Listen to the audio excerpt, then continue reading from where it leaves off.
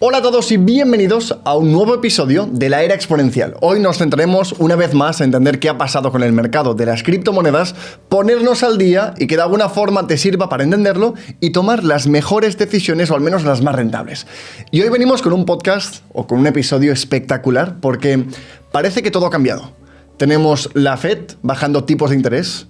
Por primera vez dejamos de extraer liquidez en el mercado, ¿no? Que ha sido el QT que hemos visto desde el 2022. No solamente dejamos de quitar liquidez, sino que por primera vez también desde el 2022 empezamos a añadir liquidez. Entonces son como las señales de que todo podría cambiar, pero bueno, todo esto lo veremos en el episodio y como siempre, Carlos, bienvenido. Hoy tenemos face to face. Hoy tenemos aquí cara a cara, parece que vamos a sacar un ajedrez aquí, así que nada, maravilloso, porque es verdad que el mercado está muy bonito. Los números no dicen lo mismo, es verdad que parece que está todo cayendo, pero oye, hay unas condiciones macro preciosas. Hemos empezado el podcast mirando un poco el mercado y no pinta súper bien, ¿no? El podcast de hoy viene con un menos... ¿Qué estamos? A menos... Depende del altcoin, pero incluso hay altcoins buenas en menos 5, menos 6. A ver, vamos a revisar el mercado. Entonces, a día de hoy nos plantamos con 24 horas. Bueno, Bitcoin a 0,5, Ethereum menos 3%, tenemos Solana menos 3, menos 6 en los últimos 7 días. Entonces, tocando los $122, lo cual es una auténtica ganga. Creo que para hay muchas un ecosistema ahora, como es Solana. ¿Algo que destacarías? ¿Una que digas? Hype. Yo la que más destacaría, que ya lo haremos. Cardano, ¿cómo la ves a menos 15? Yo a Cardano la veo cara. La sigo viendo muy cara. Cardano está de bullrun. Cardano está de bullrun. Pero Hyperliquid en 23. Sí. Zcash 395 después de todo el boom. Sui en 1,4. Efectivamente. Vamos a ver aquí a BitTensor, a ver por dónde lo tenemos. 227 menos 20% después del halving, que hoy hablaremos de ello. Bueno, empezamos el programa. Creo que en el mejor o en el peor momento en función de quién seas, cómo visualices este mercado, si entiendes hacia dónde vamos y tienes esa paciencia necesaria.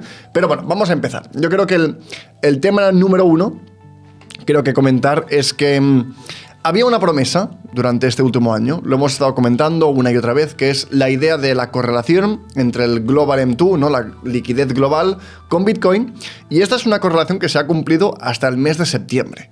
Tuvimos la caída, justificable o no justificable por la extracción de liquidez, que como teníamos el gobierno en shutdown, ¿no? Cerrado en Estados Unidos, el TGA no paraba de aumentar, que es la cuenta de la tesorería de Estados Unidos, que no gastó, solamente acumuló más de $1 trillón, y no había ninguna acción para promover la liquidez. Entonces fue un drenaje brutal desde julio que nos ha afectado hasta octubre. Vimos la liquidación enorme que tuvimos el 10 de octubre, que nos hemos resentido de ello durante varias semanas más, varios fondos, market makers que tuvieron seguramente que recomponerse y por tanto provocar más ventas de las que debería haber habido, pero seguimos en un punto donde hemos recuperado, pero seguimos con una caída que ahora marca, creo que mínimo histórico, al menos para histórico no, pero del último año de Solana, claramente lo es. Entonces, ¿cómo ves la situación? ¿Cómo ves el mercado? Lo veo que has dado con la clave, Arnau, porque todo esto empezó con el día de la liquidación. O sea, el día de la liquidación fue el día que empezó a descorrelacionarse. El 10 de octubre. Exacto. Ese fue el día que se iba todo muy bien, M2, nos vamos, a 3 meses vista, el M2, increíble. Liquidaciones masivas en cripto, porque es verdad que fue en cripto, y ahí empezó la descorrelación tanto con, en este caso con el dólar, en este caso el M2, con el oro, SP, Nasdaq, porque todo no ha parado de subir. Fue ese día. Se ha descorrelacionado de otros activos que a pesar de tener una corrección no ha sido tan agresiva. Y no es lo común. Están casi en máximos SP y Nasdaq. Claro, seguramente vemos una descorrelación con la realidad del mercado, probablemente porque en un momento donde la apuesta por la IA tiene mucho sentido, entonces los fondos no estaban tan expuestos como querían, entonces tuvieron que comprar antes de final de año y que cripto es el más sensible a la liquidez, entonces lo juntas todo y el impacto que ha tenido en el mercado ha sido enorme. Ha sido espectacular, muy grande, y aún estamos en ese puntito. De hecho estamos en el punto, esta mañana leía un tuit que decía, no es que estemos ni en miedo ni en codicia, estamos como en dejadez, como en dejarme ya, como que ya la gente está ya no es ni miedo de castigar, ¿no? Exacto, ya no es ni miedo, exacto. Y una cosa que es súper curiosa, que no paran de haber liquidaciones constantemente, o sea, cada día cualquier movimiento del mercado. De hecho ayer tuvimos un movimiento que Bitcoin subió a los 90 y bajó, o sea, estamos aún sí, casi parecía manipulación pura y dura a tope, o sea, una manipulación tremenda, pero tremenda. Y también ha coincidido que muchos exchanges han ido saliendo de Bitcoin, no porque estén saliendo, no porque se quieran salir, sino porque también ellos tienen que ir ajustando un poco los precios que están haciendo. Aún estamos muy expuestos a esas manipulaciones y a esos movimientos que hacen que tanta gente se liquide y que tanta gente se asuste. Y que insisto, que no estén miedo, que estén reventados ya de este mercado. Es una sensación de bear market. O sea, y una sensación de bear market, es raro que una sensación de bear market empiece con esto. No, y estamos ya como en el fin de bear market, claro, esa sensación. Es como... Para mí la duda sigue siendo de si entramos en un mercado de retroceso en el 2026 o no. Creo que la respuesta la tendremos de hoy a finales de febrero. Entonces, si tenemos una recuperación fuerte del mercado, que es lo que yo esperaría, entonces apuesto más en que el mercado se comporte de esa forma que no lo contrario, porque es cierto que no tenemos, o que hemos llegado a los 4 ciclos, no los 4 años, el ciclo de 4 años, que deberíamos haber tocado máximo histórico, pero... Como siempre comentábamos en otros episodios, hay otras métricas también de ciclicidad, ¿no? De 4 años, como el ISM, como la relación entre Bitcoin y Ethereum, la relación entre el cobre y el oro, que de alguna forma todos indican lo mismo, indican pues, si hay un ciclo de negocio o no, si la economía se mejora o no, que no lo ha hecho. Por tanto, creo que esperar que el ciclo de 4 años funcione no tiene sentido, pero se tienen que confirmar pronto, porque si no, pues tendremos que empezar a dar más peso a la probabilidad que tengamos un retroceso en el 2026, que depende para quién, sería una buena oportunidad para seguir acumulando o bueno, momento, es que en general para aprovechar, al menos desde el punto de vista. Totalmente. Tenemos otras cosas que marcan cosas positivas. Entonces tenemos, la Reserva Federal bajó por tercera vez los tipos de interés. Entonces tuvimos esto que creo que es muy, muy, muy relevante. Tenemos también que la finalización por fin del QT. Entonces la Reserva Federal finaliza el proceso de extracción de liquidez y empieza el QE. No muy exagerado, creo que durante el COVID era una inyección de 800 billones al mes, ahora estamos en 40. Se destinan a comprar no bonos a largo plazo, sino muy corto plazo, entonces de alguna forma lo que hace es sanear la liquidez de los bancos, que decíamos en los últimos episodios que no conseguían pues, sus problemas de liquidez. Entonces como sanea la situación, pero también tampoco es una grandísima noticia. De hecho aquí tenemos pues, un comentario donde básicamente baja un poco las expectativas, viendo que no es tan motivo de, vale, ahora todo va a subir, estamos en etapa de imprimir, vamos a imprimir a saco, nos vamos al bull run. Hemos empezado a cambiar como la dinámica de juego, pero no significa que ya hemos empezado o confirmado el bull run. Entonces, ¿cómo veis estas noticias? Esto al final lo que nos dice es que está muy... Lo primero, y es que siempre va hacia ahí, es que está muy descorrelacionado lo que está pasando en el mercado cripto ahora con lo que está pasando a nivel económico, a nivel macroeconómico. Es más una sensación de que, al final, cripto no deja de ser la parte arriesgada. Por mucho que nosotros veamos Bitcoin, lo ultra mega conservador, y la parte de ir relajado... Para cualquier otra persona es... Para cualquier persona... altísimo riesgo. Es el alto riesgo. Entonces, pues, no es raro que en estos momentos un poco más de que si ahora imprimimos, que si no imprimimos, que se acaba, que si paso el QT, que si paso el QE, pues que estén deshaciéndose de sus posiciones un poco en la parte de cripto, ¿no? Y no solamente esto, también insisto mucho en toda la parte de los fondos, en toda la parte de estas instituciones que están entrando ahora que les conviene, por supuestísimo, entrar a estos precios que no entrar a los precios tan altos. Lo que está claro es que se están cociendo unas condiciones económicas que a cualquier historiador económico las coge. Y no es una sensación de bear market, no es una sensación de bear market económico mundial, todo lo contrario. Es una sensación de se están cociendo las cositas para que tengamos un crecimiento económico en el próximo, mínimo en el próximo año. Ya veremos si se sigue alargando y empezamos a hablar del ciclo de 6 años después. No lo sabemos. Pero que no son cosas que estemos subiendo tipos de interés como locos, que se esté reduciendo ciertos indicadores económicos. No. Es todo lo contrario. Son condiciones muy buenas de cara al año que viene. De hecho, mira, aquí saco una entrevista que tuvo Trump hace relativamente poco, que, bueno, vamos a verla. I want to ask about interest rates, because a lot of Americans agree with you that they're too high. You're going to pick a new Fed chair soon. Is it a litmus test that the new chair lower interest rates immediately? Yes. Well, this guy should too, but I think he's a combination of not a smart person and doesn't like Trump. Interesante. Se lo ha pensado mucho, ¿eh? Se lo ha tardado mucho en responder. Entonces, traducción es, la intención de Trump es cambiar al responsable de la Reserva Federal. Le pregunta si es imperativo o es importante que acto seguido baje tipos de interés. La respuesta es un sí rotundo. También opinando que el actual Jerome Powell pues debería hacerlo, pero que considera que no es ni inteligente y además está en contra de Trump. Entonces, bueno, no sé si son argumentos como para tener en cuenta o no, pero lo que está claro es que no los está bajando con tanta fuerza. Pero bueno, la dinámica continúa. Yo creo que aquí es una forma de como reflexión, ¿eh? Tenemos creo que varias cosas importantes. Tenemos el QT, que quieras o no es algo muy importante. Entonces, dejamos de tener una extracción de liquidez. Tenemos que China se ha mantenido constante en la ampliación de liquidez en el mundo. Entonces, Japón se ha un poco parado, pero la fuerza importante ahora parece que viene en Estados Unidos. QT se elimina, se empieza el QE con poca fuerza, los tipos de interés están bajando y probablemente seguirán bajando una vez un poco más. Cuando haya la nueva estructura a nivel de equipo en la Reserva Federal, se esperan bajadas de interés, como hemos visto. Tenemos el SLR, ¿no?, que comentamos el último día, que permite que ahora no sea el Banco Central que compre los bonos, sino que sean los bancos. Entonces hay como, lo que decíamos, demasiados indicadores que hacen que las expectativas tengan que ser altas, al menos en nuestra opinión, de que el 2026 sea un gran año. Y para mí lo más importante es lo que vemos aquí en pantalla, que es toda la necesidad de refinanciar la deuda. Entonces tenemos más de 8 trillones de deuda gubernamental, más los intereses que hay que refinanciar. Entonces esa liquidez tiene que entrar de alguna forma u otra. Con tipos de interés altos no es una muy buena forma de refinanciar, entonces probablemente tendrán que esperar a bajar un poco más para refinanciar. Y esto todo son señales y señales de que creo que el mercado recuperará, que la gente empezará a hablar de, vale, superciclo, se acaban los 4 años, ahora nos vamos arriba todo el rato siempre, y no pasará esto. Entonces entraremos en la fase de hype que ya conocemos, la del 2017, 2021, donde podríamos vivirla en el 2026, que es lo que hemos estado hablando. Totalmente. Y también la sensación que tengo es que, digamos, es una consecuencia que pase eso en cripto. Me explico. No es que se estén preparando las cosas para que Bitcoin suba. No es que el mercado o los fondos estén preparados para que Bitcoin... No es para que Bitcoin suba. Es simplemente que las condiciones económicas que se están dando, porque son las que tocan, principalmente por la refinanciación de la deuda, que también el interés de Trump vendrá de ahí, de que refinancie la deuda, y es mejor refinanciarla a un 1%. Y es lo que le interesa, porque al final, dentro de poco tendrá que las elecciones, y lo que busca es mantenerse en el poder. Eso. Entonces, retrasar un poco el ciclo para que coincida con el momento final y el momento de bonanza, de una buena sensación y de querer, pues, volver a contar con el equipo demócrata o con el...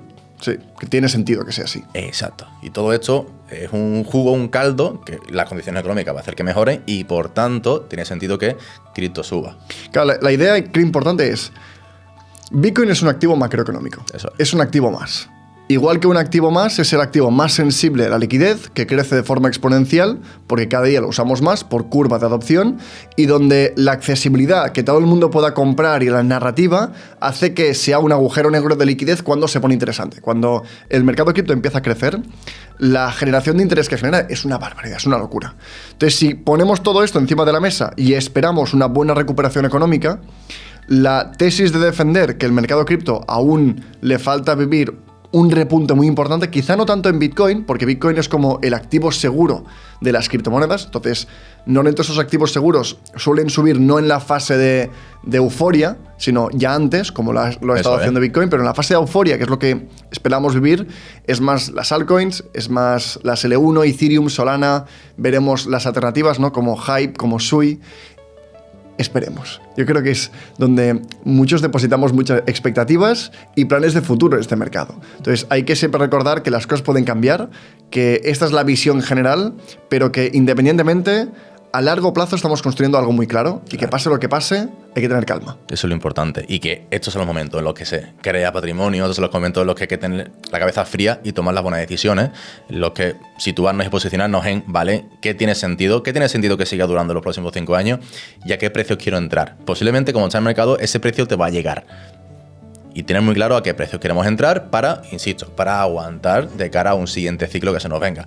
Y esos precios, Arnau, yo creo que se están acercando mucho a lo que mucha gente tenía pensado hace 2 meses. Es que hace 2 meses, yo el primero tenía pensado ciertos activos de cuando bajen aquí, entramos. Y más de uno ya lo ha tocado. Y oye, pues si el plan era ese, en frío, en base a unos análisis, sobre todo en base numérico, magnífico, vamos entrando poco a poco y esto es así. Esto funciona en base a tomar decisiones en frío y vemos los resultados en los próximos años. De hecho, es lo que está pasando. Tenemos que las posiciones netas de las ballenas están creciendo a un ritmo. Entonces, Totalmente. en las últimas 2 semanas, la compra por parte de instituciones, de ballenas, ha sido enorme, muy, muy, muy alta. Sí, sí. Entonces, es como que están aprovechando estas caídas y lo vemos en métricas. Por ejemplo, si vemos toda la parte del RSI, ¿no? Que nos indica cuándo el mercado está sobrevendido o no. Entonces, estamos teniendo la misma correlación que siempre que Bitcoin ha tenido pues un RSI menor a 30, entonces que es un indicador que ha habido sobreventa, que está descorrelacionando con su precio justo y lo está siguiendo a la perfección. Si vemos otros momentos en los que hemos tenido momentos de sobreventa, han sido periodos de acumulación y después periodos de crecimiento importante. Y estamos viendo lo mismo.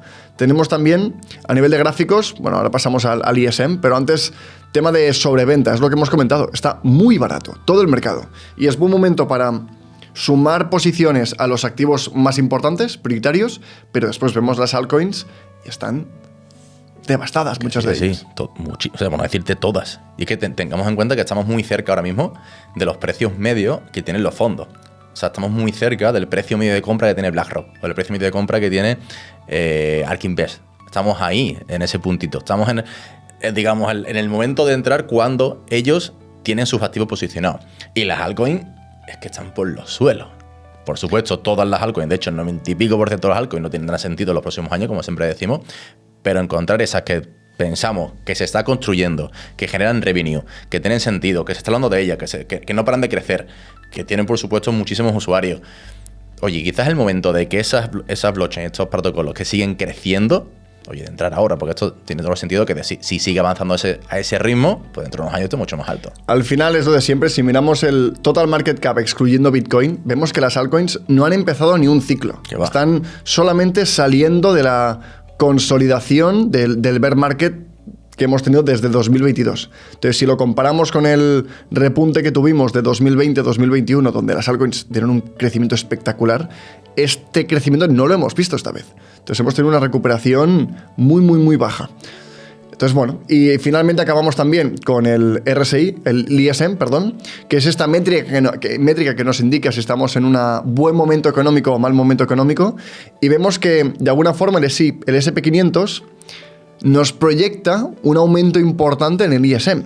Y esto, que parece una tontería, puede ser clave. Total. Puede ser clave porque si realmente vemos este aumento y un seguimiento importante del ISM, estaríamos hablando que ya superamos la cifra de los 50, que indicaría que ya empezamos en zona de recuperación y de auge, y sería como el pistoletazo de salida de, vale, esto empieza. Exacto, porque también lo que está subiendo con respecto al ISM, esto es la parte del SP500, pero están subiendo mucho más ahora los activos más volátiles del SP500. Claro, dentro de estos activos volátiles, el rey no está dentro del SP500, pero activo volátil, cripto, en este caso, Bitcoin. Y sí ha existido esa subida de los activos volátiles de SP, pero no de Bitcoin. Es como que todo se está preparando para esperar a Bitcoin. Absolutamente todo lo volátil está subiendo. Las tecnológicas están subiendo. Todo menos Bitcoin. Es como que está el tío ahí esperándose, cogiendo impulso. Con paciencia. Exacto. Y de no correr. Haciéndonos dudar, cuanto más mejor. Exacto. Pero nunca es el momento. En momentos así es todo lo contrario. Es tener posiciones que sean sólidas. El 80-90%, entre el 70 y el 90% en función del riesgo que quieras asumir en posiciones que te den tranquilidad a largo plazo, redes con efecto red. En momentos así es fundamental no tener ningún tipo de deuda, ni apalancamiento, ni jugar con dinero que no tienes, ni comprar monedas que te prometen, sino tener una base sólida de tu portfolio y acumular, aprovechar estos momentos para seguir comprando.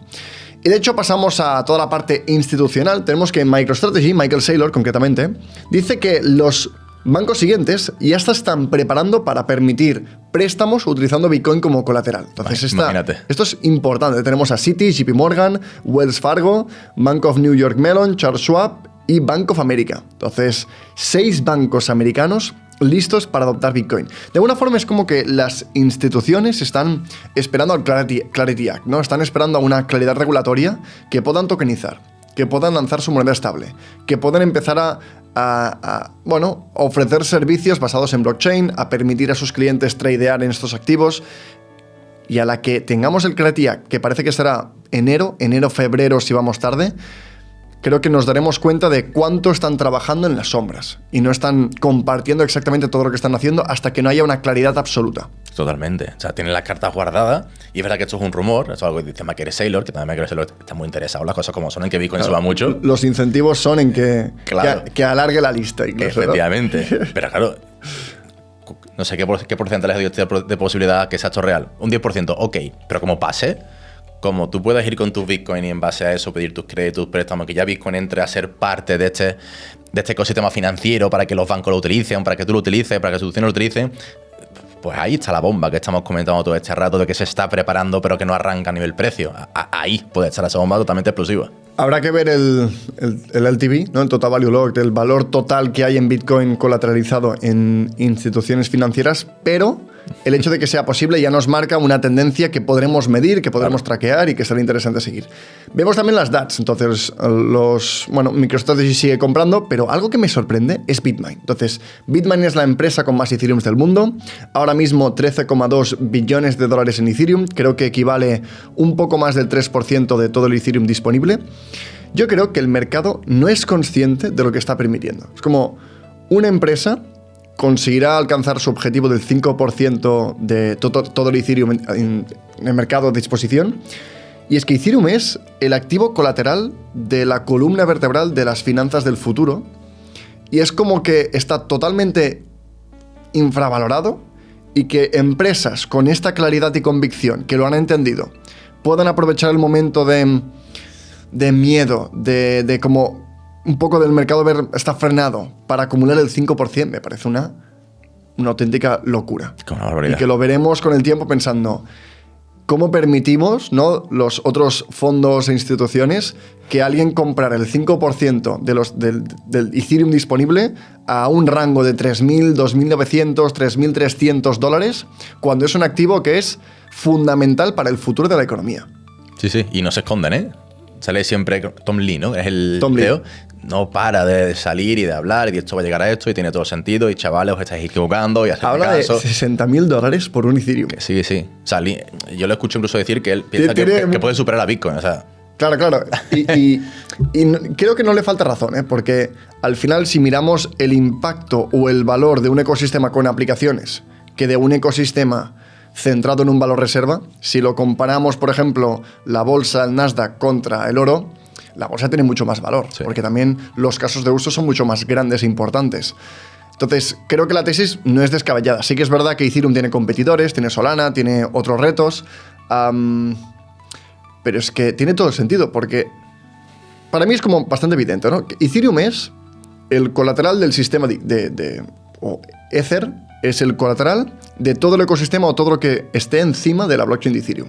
Entonces, si vamos a tokenizar cientos de miles de millones, todos esos activos tienen que estar protegidos, ¿no?, criptoeconómicamente. Y la única forma de hacer esto es que el valor o el colateral del sistema, que es el Ether, aumente de precio y aumente la cantidad de Ether bloqueado en staking. Entonces, cuanto más claro sea que el futuro es la tokenización, que creo que lo es, que los fondos pretenden utilizar Ethereum como columna vertebral y como capa de settlement, es inevitable pensar que Ethereum tendrá que aumentar de valor para proteger todo lo que estará dentro. Entonces, creo que jugadas como Bitmain se verán con el tiempo como algo increíble. Y hay que recordar que este 5% quedará bloqueado para siempre en staking, generando rendimiento. Entonces, Ethereum cada vez más es como que... Bueno, a mí la confianza y la calma que me da tener Ethereum en la cartera es una maravilla. Sí, de hecho, yo pienso cada vez más, Arnaud, llevo un par de semanas pensando esto, que Ethereum no tiene competencia. Porque siempre decimos, no, hay que compararlo con Bitcoin, no, con Solana. No, y es Solana, que no es Cardano, que es Solana. No es competencia. O sea, Ethereum ha llegado a un momento, a un punto, que están trabajando tan bien, tantas abstracciones tan nuevas, todas las grandes instituciones saben que tiene que estar ahí, apreciar un ETF. Los pasos correctos. Exacto. Como con calma, con seguridad, dejando claro lo que les da confianza, que es la descentralización, que es la robustez. Eso es. Y lo otro, consiguiéndolo poco a poco. Eso es. Es como que escuchan a las opiniones de la gente, pero no escuchan. O sea, es como que tienen muy claro lo que tienen que hacer. Lo tienen clarísimo. Y han llegado a ese punto que yo insisto que no tienen competencia y que se van a convertir en esa red de seguridad global económica para todos los activos tokenizados. Para incluso los stocks que se van a meter en blockchain para que cualquier persona pueda comprar cualquier tipo de acción en cualquier hora. Todo va a estar en Ethereum. O sea, no hay nada que pueda competirle. Ahora hablaremos de esto, porque sí que es verdad que hemos tenido el Solana Breakpoint, que es la charla anual del ecosistema de Solana. Ya han habido noticias interesantes, ¿eh? Pero bueno, vamos con un ETF que me parece curioso, que es el After Dark ETF, que es un ETF que compra cuando el mercado americano está cerrado y vende cuando el mercado americano está abierto. Entonces es como una estrategia automatizada, ¿no? De compra-venta de Bitcoin. Eso, se ve que se han dado cuenta que de noche, con el mercado cerrado, es cuanto mejor rendimiento se dan. Se han hecho su investigación y han dicho, oye, si solo compramos cuando el mercado está cerrado, va mejor. Oye, pues tú puedes pillar ahora un ETF Pues que solo compra de noche. ¿No? Vamos a... Espectacular. Literalmente. Nunca había escuchado eso de ningún activo, ¿eh? No sé si es algo normal y yo no había enterado, pero no había escuchado un ETF o un fondo que solo compre cuando está el mercado cerrado. Claro, No es sé, que tío. solo lo permite cripto, porque todos los mercados cierran. Efectivamente. Entonces, claro, es como comprar el fin de semana, comprar un domingo. Eso es. La volatilidad del fin de semana suele ser más alta, porque el mercado es menos líquido, entonces grandes compras o grandes ventas normalmente afectan mucho más. Hablando de ETFs, tenemos el primer, no es un ETF, pero el primer trust de BitTensor de Grayscale, que para que tengas como una comparativa, cuando se abrió el primer trust de Bitcoin por parte de Grayscale, 2012 o 2013, Bitcoin valía unos $150, $200. Entonces, es lo que vale hoy BitTensor, por casualidad. Oye. Entonces, nada, aquí lo dejamos, simplemente una señal aquí. Y vemos también, pues hablando de Ethereum, de tokenización, de la adopción de las instituciones, tuvimos a Larry Fink, CEO de BlackRock, hablando en The Economist, diciendo que, bueno, que la transformación más importante del sector financiero sería la tokenización, lo cual me sorprendió que no le diera o le diera menos peso a la IA que a la tokenización. Y lo que estamos viendo es, joder, que hay una claridad institucional de los grandes fondos de inversión del mundo que ya no dudan, que tienen una convicción que yo no había visto en ningún otro activo o tendencia, o es como nunca habían dejado tan claro lo que pasaría en los próximos años. Hablamos también, creo que en del equipo de Trump, ahora veremos también el vídeo, que en 2 años todo estaría tokenizado. 2 años, lo veo muy poco. Y todo esto, principal ganador, pues Ethereum. Mira, aquí tenemos al SecChair Paul Atkins, ahora que estábamos hablando de él. Entonces, todos los mercados americanos estarán on-chain en los próximos 2 años. Incluso a mí me parece optimista. 2 años es muy poco. Pero la tokenización está creciendo y lo que estamos viendo es que Ethereum, el ecosistema no para de aumentar y de ser cada vez más rápido. Entonces tenemos ahora mismo en transacciones por segundo en directo, tenemos ahora mismo entre 2.000 y 4.000 transacciones por segundo en todo el ecosistema. Entonces Ethereum está escalando, está mejorando. Tenemos que la última actualización permitió aumentar los blobs, que si quieres explica qué son esto de los blobs para que quede poco claro, si no... Lo explicamos para que se entienda qué es un blob y cómo funciona. Sí, al final, esto de los blobs, la analogía que siempre hacemos, que se entiende magníficamente bien, es que si las transacciones que tenemos en Ethereum en el día a día son una carretera, en la autopista, un blob es como una carretera secundaria para aumentar el que se puedan ir más coches por ese lado y que por tanto se puedan aumentar, volvemos a la analogía de Ethereum, el número de transacciones y que pueda ser mucho más rápido, mucho más baratas. Aumentar las carreteras, pero solo para las segundas capas, que esto es importante. Efectivamente. Que si eres segunda capa puedes pillar ahí un atajo con un blob, que también es curioso porque son transacciones que guardan información que dura un tiempo, que no está ahí para siempre, pero es suficiente para demostrar que lo que ha pasado en la segunda capa es verificable, es fiable, no tienes que preocuparte. Entonces, lo que está haciendo es que la escalabilidad en general de toda la red de Ethereum, todo el ecosistema, la robustez, la tokenización, Ethereum está aquí en una posición privilegiada. Y como somos muy cortoplacistas y queremos multiplicar por 10, estamos como desgastados con el ecosistema de Ethereum. Y lo veo en mucha gente. Y es una pena porque al final es de los activos que es cierto que el último año no han dado el rendimiento que nos ha dado, por ejemplo, Ethereum, Bitcoin o Solana, pero sigue siendo el mejor activo posicionado en la apuesta o en la carrera de las plataformas de smart contracts. Y eso no hay ninguna duda. Totalmente. Y están haciendo el trabajo bien, poco a poco, pero bien. Y no paran. Y es que no paran, porque esto de los blobs, esto lo metieron, creo que fue este año, ¿no? No, ya... O hace un año, pero como mucho, año Yo y creo medio. Como mucho. Sí, quizá ya 2, ¿eh? Quizá ya 2 años. 2 años. Pero es que el tiempo está difuso. Porque esa fue la actualización, como bien has comentado, para la L2. Para que fuera más rápida, más barata. Pero es que hace nada hemos tenido la de Fusaka, que esa es lo que ha hecho que sea más barata Ethereum. La propia L1 de Ethereum. O sea, no para. Había un problema muy grave, el tema del precio en este caso en Ethereum. y van haciendo. No es algo que se pueda hacer semana a semana, pero van haciendo. Y en máximo 2 años es que no paran. Y es como que están callados y avanzando. Objetivos de 10.000, 100.000 transacciones por segundo en la L1 y hablamos de 100.000, 1 millón, 10 millones de transacciones por segundo en las L2. Imagínate. Lo cual no será ahora, pero la visión es increíble. Y después tenemos Solana, que creo que más que rivales son como van de la mano. Sí, siempre quiero la analogía de Microsoft y Apple y como cuotas de mercado similares en el uno más retail y adopción y otro más institucional y robustez. Pero tuvimos la Solana Breakpoint, la charla anual de Solana en, creo que Emiratos Árabes, donde compartieron cosas que son interesantes. Entonces, básicamente, Solana sabes que tiene un móvil, ¿no? Sacó un teléfono móvil hace relativamente... Bueno, ya en el 2022 sacaron el primero en preventa, que tuvo un airdrop de Bonk que pagó por creces el coste del teléfono. Y lo que han hecho ha sido hacer un partnership, ¿de acuerdo?, con uno de los principales productores de chips de teléfonos móvil para Android, para incluir la tecnología de Solana para que los móviles o cuantos más móviles del futuro sean compatibles con todo el ecosistema Web3. Creo que esto es una noticia espectacular. Tuvimos también State Street, que es la cuarta gestora más grande del mundo, igual que Galaxy Digital, dejando muy claro que querían tokenizar en Solana por su velocidad, por lo eficiente que era. Tenemos también Franklin Templeton, que pasó, creo que fueron 40 o 50 millones de sus fondos directamente a Solana, por el mismo motivo. Y bueno, vimos también que si algo destaca en Solana es líderes en volumen de monedas estables. Entonces, la red principal donde el retail, donde el usuario se envía USDC entre personas, es Solana. De hecho, yo mismo cuando tengo que pagar algo con amigos, lo hacemos siempre desde Phantom, la wallet del móvil, y nos enviamos USDC. Y es que es fácil, rápido, lo puedes enviar a cualquier persona. Y tengo ganas que llegue el otro día, hoy, mira, esta última semana estaba en Viena y vi una persona que estaba tocando el violín, ¿no?, por la calle y pensé, joder, cómo me gustaría como contribuir, ¿no?, porque lo está haciendo increíble, está dando un ambiente espectacular, pero ya no llevo monedas.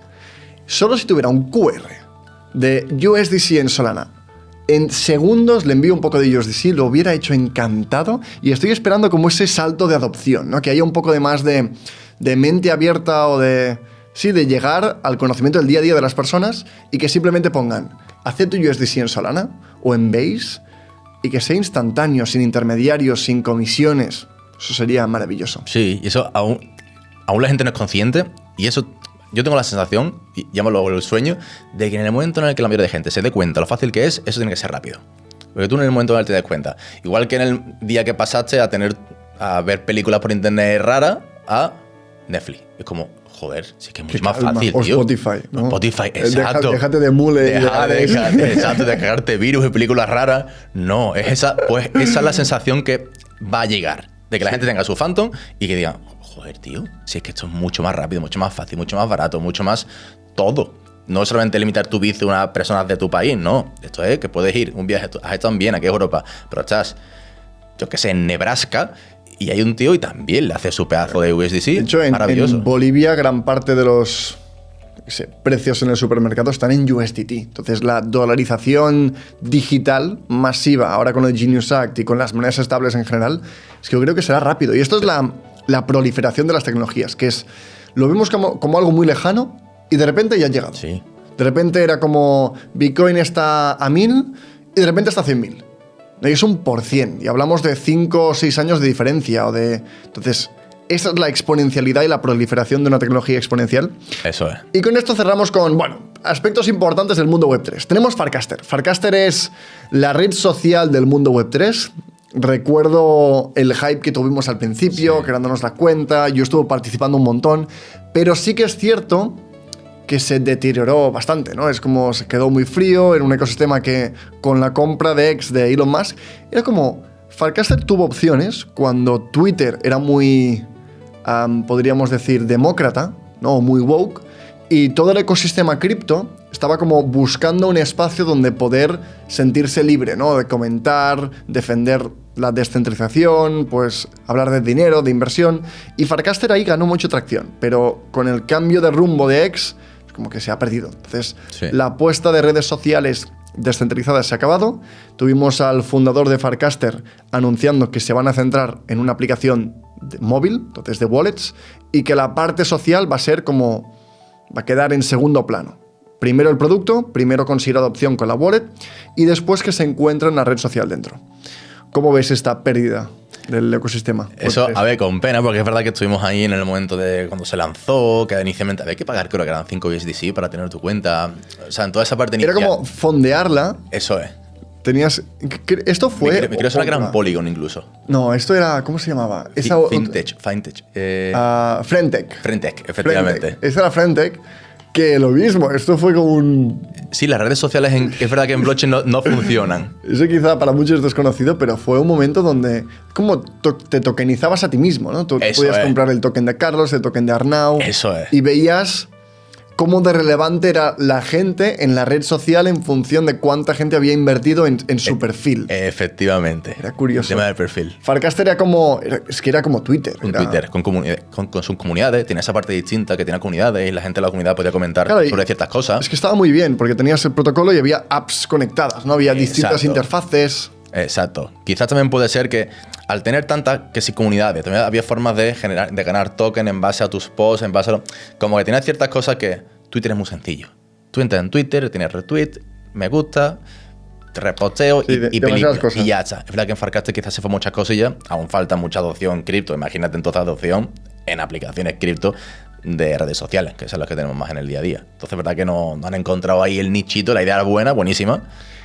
Pasamos a algo bueno. Entonces tenemos Ondo Finance, que es de los principales protocolos de tokenización y de Real World Assets, RWA, que bueno, yo creo que es el típico token que te pregunta, ¿qué opinas de Ondo? ¿Compro o no compro? Exacto. Pues es de aquellos que hay esta viralidad y narrativa de los cuales pienso, joder, es un buen proyecto. Están liderando la capa de tokenización, ofreciendo capas financieras encima y por fin, pues ha dejado atrás la Biden era en la que la SEC pues intentaba perseguirlos pues por incumplir con las leyes financieras. Entonces, por fin vemos que Ondo tiene claridad, creo que es una buena noticia para el ecosistema. Y presentamos un protocolo que a ver qué nos cuentas de ello, que es Gondor. ¿Qué es esto de Gondor? Esto es una película, Arnau, tremenda. Gondor es un protocolo que lo que hace es que tú, las posiciones que tengas en mercados de predicciones, en este caso en Polymarket, puedas apalancarlas. Y que además las puedes utilizar como colateral para pedir préstamos. O sea, es una película tremenda. Aún no se puede utilizar, aún está, digamos, está la parte teórica, pero es como ese Lego Money que siempre hablamos en DeFi, que cualquier cosa que se nos ocurra se está construyendo o se va a construir. Ahora que está de moda los mercados de predicción, ahora todas las redes quieren tener su mercado de predicción, todas las redes quieren tener un mercado para si a la gente le gusta mucho el juego, pues incluso Cardano tiene su propio mercado de predicciones ahora, no funciona tanto como Polymarket, pero oye, un pasito más allá. Mercado de predicción, podemos hacer más cosas. ¿Has metido dinero aquí? Perfecto. Te damos un token con el cual puedes apalancarte o un token con el cual puedes después pedir un préstamo. O sea, es ese Lego Money que veremos a ver si a la gente le gusta tanto lío, pero puede tener todo sentido del mundo, sobre todo por todo el dinero que hay en Polymarket ahora mismo. Yo creo que al final es lo que estamos viendo, que esta capa de tokenización no es solamente digitalizar lo que ya existe, es darle una capa de abstracción o una capa de sintética que nos permita hacer mucho más. Parece muy rebuscado, pero al final son productos que tienen sentido. Los mercados, ¿no? de predicciones no solamente son increíbles como para mitigar el riesgo. Entonces yo tengo una apuesta bueno, lo que siempre hemos dicho, ¿no? En Tesla, porque creo que en 2026 sacarán el Optimus. Pues compro en contra de que no lo conseguirán, porque si no lo consiguen, pues al menos compenso y estoy como buscando una posición para mitigar el riesgo de mis compras. Eso es. Entonces tiene todo el sentido del mundo. Creo que permitirá un mercado financiero mucho más eficiente y sobre todo es un mercado donde tenemos la verdad general o comunitaria a tiempo real. Como es lo más cercano a la verdad. Cuando vimos las elecciones de Estados Unidos, Eso es tremendo. Es como todas las métricas, todos los periódicos, New York Times, decía que Biden ganaba fácil, de goleada. Y Polymarket era el único sitio en el que claramente Trump estaba liderando y donde el resultado final con lo que decía en Polymarket fue muy, muy, muy ajustado a la realidad. Entonces, que es como la verdad o lo más cercano a la verdad en tiempo real, para predecir el futuro. Lo cual me parece algo increíble. Y ahora que tú puedas apalancarte y pedir préstamos y como refinanciar tu posición en Polymarket, pues aún mejor. Es maravilloso. Entonces eso fue súper curioso porque tiene sentido porque al final tú puedes tener una opinión de un Madrid-Barça, pues tú quieres ganar el Barça y el Madrid, pero quizás como está en ese momento, internamente, si el Barça está mucho mejor, yo pienso, sí, Arnau va a ganar el Madrid, pero internamente pienso, madre mía, nos van a meter lo más grande. Claro, si digo mi opinión es fácil, es la pero porra, si ya hay ¿no? que meter pasta, ahí la cosa cambia. Claro, la Entonces, típica porra en la oficina. Claro. 4-0 gana el Barça siempre, da igual. Exacto. Da igual. Da igual que juegue, si juega al B, nos da absolutamente igual. Pero a la que tienes que poner Claro, aquí la vas a dinero e cambiar. invertir, Claro, aquí la eres vas a mucho más objetivo, te basas en la realidad y realmente es como llegamos a... Los incentivos hacen magia. Incentivar, ¿no? Incentivar el buen comportamiento, incentivar económicamente es maravilloso porque crea mercados que nos dicen la verdad o nos predicen el futuro, crea dinero sólido como Bitcoin, es como la magia de los incentivos y de los incentivos cripto concretamente. Totalmente. Es increíble. Bueno, van a seguir saliendo muchas más cosas así. Seguro que ni nos imaginamos. Yo esto de Gordon ni me lo imaginaba hace un par de semanas. Y fíjate, no paran. Vamos con Aave. No sé si viste el artículo, pero me lo leí justamente ayer. Entonces, Stani es uno de los OGs del mundo de las criptomonedas, creador de Aave, anteriormente llamado Ethlen, que se lanzó como una de las ICOs en 2017, que cuando hubo el boom de las ICOs de monedas. Compra mi moneda que voy a hacer cualquier cosa. Exacto. Y nadie hizo nada. Pero ellos concretamente sí. Y se transformaron de Ethlen a Aave. Y bueno, han hecho como una revisión de dónde están y a dónde van. Y cómo quieren que Aave gane. Entonces, cosas interesantes. ¿Qué vendrá para este 2025? Entonces, Aave a día de hoy se puede considerar el 44... Bueno, el banco número 44 por market cap. Entonces, estamos hablando de 55.000 millones bloqueados dentro. Tiene el total del 59% del market share, la cuota de mercado, del mercado del lending, y el 61% de préstamos activos. Espectacular. Tenemos que va a salir en el 2026 la V4, entonces será el primer protocolo de lending donde no estará fragmentado por redes. Claro, lo que está liquidez disponible en Ethereum o en Avalanche son distintas. En cambio, Aave lo va a juntar todo en el mismo pool para que todas las redes conecten en la misma liquidez. Eso será mucho más profundo, seguramente más preferible para instituciones. Tenemos toda la parte de Horizon, que es préstamos colateralizados con activos del mundo real, sobre todo para instituciones y tokenización. Y tenemos el Aave App, que es la forma, es el Cash App, ¿no? Es el Revolut, el Wise del mundo cripto.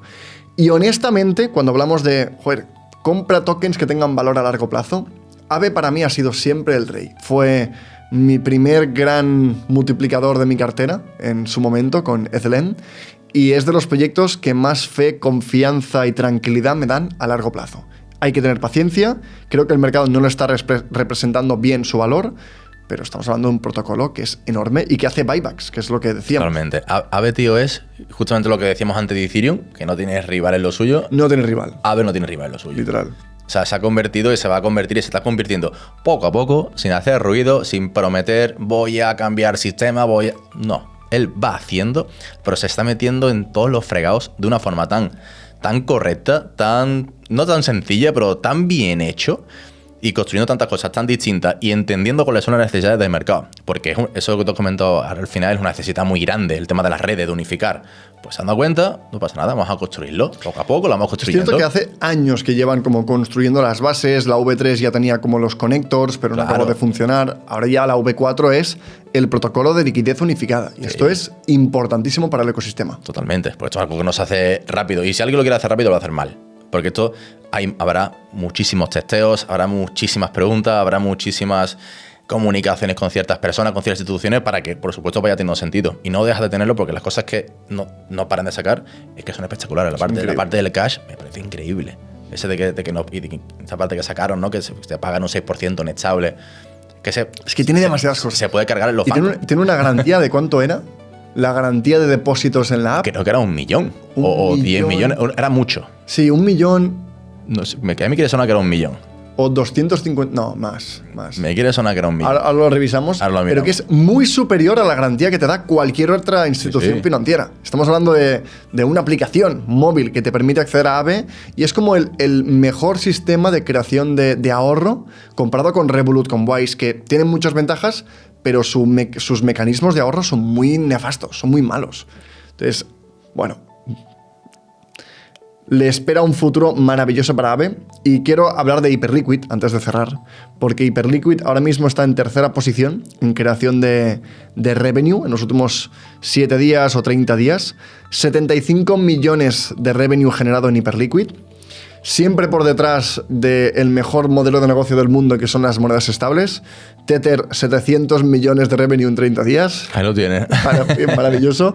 Circle 240. Entonces no me extraña que estén todos los bancos esperando el Clarity Act para lanzar su moneda estable, para meterse en este mercado y para impulsar las monedas estables, porque es que ¿cómo no van a hacerlo? Pero hablemos de Hyperliquid y hablemos de los protocolos que son capaces de generar revenue, porque creo que la narrativa o los inversores están apuntando a esa visión de qué es lo que genera. Exacto. Qué es lo que el mercado está confirmando, pagando comisiones y generando beneficios a ese protocolo que quiere utilizar, como por ejemplo Aave, otro ejemplo. Totalmente. Y esto lo que tenemos que tener muy en cuenta es la forma en la cual valoramos proyectos. Si nos basamos en gráfico, tú te puedes basar en gráfico, pues en análisis técnico y te la pela el resto. Yo solamente quiero gráfico. Ok. Pero te pierdes cosas como esta. Y no es otra que tenemos a Hyperliquid, que es el tercer protocolo, como bien has dicho, que más revenue genera y que encima tiene, si no los mejores tokenomics, de los mejores tokenomics que existen en el sistema cripto, top 5 tokenomics del sistema cripto. Sí, te lo compro. Quizá Sí. top 1, ¿eh? Yo lo compro. ¿Qué? Ethereum y BNB, que también me gustan mucho. Claro, pero son ecosistemas. Es que al final, yo creo que si miramos Hyperliquid por su Hype EVM, ahí no es tan espectacular, Sí. ¿no? Porque no tiene la actividad, el volumen, las apps que comparable ni con Solana, ni con BNB, ni con nada. Pero si miramos la aplicación, es que es un No, a Binance. nivel aplicación Es un Binance es- descentralizado. Es brutal, es brutal. Creo que pondría en segunda posición BNB y después pondría Ethereum, probablemente en tokenomics. Es que fíjate, porque lo que hace Pero Hyperliquid, primero Hyperliquid. que lo que hace, pues, hemos dicho que genera en la última semana 75 millones. 75 millones los últimos 30 días. La última semana es 14, diariamente 2,84. Más o menos igual que Cardano, ¿no? Que hablamos de la Exacto. hace un par de semanas. Y lo que hace Hyperliquid es que el 90% de estos revenue lo usa para comprar su token y para quemarlo. O sea, esto es que es matemáticamente imposible que no suba. No, es que O sea, es matemáticamente Un imposible diseño- porque genera. Es que el día que genere, no, que genera 10.000 euros al día. Ostras, pues entonces la cosa se complica. Pero generando millones al día para comprar su token y para quemarlo. O sea, Y vi que había una propuesta para quemar parte de la tesorería también. de Hype, que eran equivalentes a 10 billón, algo así. O sea, están muy, es una- están muy obsesionados. una con auténtica quemar. locura. Y una cosa que ha pasado, que está pasando ahora, Arnau, que mucha gente está comentando, porque es verdad que está cayendo el precio, y que está coincidiendo con la salida, con el desbloqueo de token por parte del equipo. Que esto era lo que ya preveíamos, que Exacto. ahora empiezan a desbloquearse y teníamos la Exacto. duda de Hype Sui. Hype está en un momento donde podría tener tensiones, ¿no? Exacto. de oferta. Pero yo, sinceramente, no conozco personalmente a nadie del equipo de Hyperliquid, pero después de cómo ha crecido el proyecto y después de cómo está funcionando a nivel tokenomics, me extraña que esta gente esté vendiendo lo que están recibiendo ahora. O sea, me extraña muchísimo. Que todo esto al final pues es una reestructuración del precio, pero lo que tengo claro, y yo personalmente desde hace ya varios meses tenía varios puntos de compra pensados para los activos que sí quiero tener a largo plazo. De hecho, yo hay 3 activos que los quiero tener: bear market, me da igual el mercado en el que estemos, y uno de ellos Hype. Porque Es justamente la por los tokenomics. confianza a largo plazo. Exacto. O sea, Hype, a los precios que tenemos ahora mismo de 24, que no sé, quizás dentro de 3 meses estamos a 15. Pues más regalo todavía. Pero como estamos ahora, como tiene el que comportarse el token por cómo está creado, es que está regaladísimo, totalmente regaladísimo. Sin Muy ser bien. recomendación de inversión, por supuesto. Pues creo que ha sido un episodio espectacular. Como siempre, el mercado nos está dando temas de los que hablar, siempre intentando posicionarnos en qué esperamos para el 2026. A todos los que estáis invirtiendo en este mercado, pues os deseamos feliz Navidad. Bueno, tenemos un último episodio que hablaremos un poco de recap de lo que ha pasado en el 2025, de lo que esperamos para el 2026. Acabamos hablando de los NFTs, porque como sabes, a mí al menos me encantan, soy apasionado y me fascina todo el ecosistema. Creo que está habiendo una migración de especulación a coleccionismo, pero espero ver un repunte de la valoración de los NFTs cuando toquemos picos de ISM, porque encajaría como framework macroeconómico con máximos históricos de los Rolex, máximos históricos con el vino. Entonces los NFTs entrarían en esa categoría de artículos exclusivos, que al final es una forma de mira cuánto he ganado, mira qué tengo, ¿no? Y entonces va correlacionado cuando las cosas suben. Si nadie está ganando, pues nadie compra NFTs. Pero Moonbirds, una colección pues, de las más importantes, sobre todo en Ethereum, va a lanzar su token va a hacer un airdrop en enero de 2026. Entonces, esto ha hecho que haya un poco más de actividad en la colección. Entonces, estad atentos para el lanzamiento de un nuevo token, de un nuevo airdrop, que hemos tenido un año de bastantes airdrops. De hecho, hablaremos de esto en el episodio del recap, porque ha sido un año que, si has estado atento, ha sido muy rentable con airdrops. Sí. Han pasado muchas cosas. Bien, pues como siempre, gracias por acompañarnos. Espero que hayas disfrutado del episodio. Nos vemos en el siguiente para hacer un poco recap de qué ha pasado este último año, qué es lo que esperamos para el 2026 y, como siempre, gracias por acompañarnos. Nos vemos en el próximo episodio.